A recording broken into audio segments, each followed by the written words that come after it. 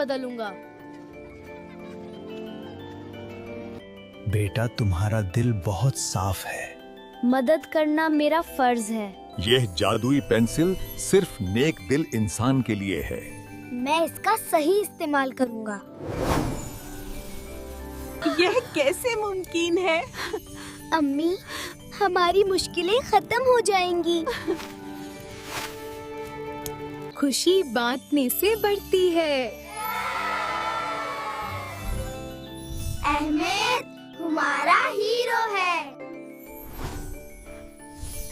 अब यह पेंसिल मेरी होगी।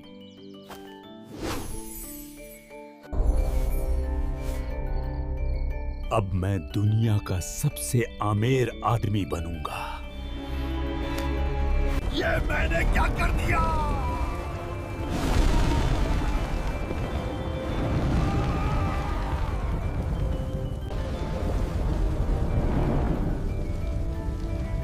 बुराई को हमेशा रोका जा सकता है।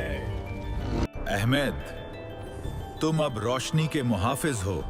मैं हमेशा नेक काम करता रहूंगा।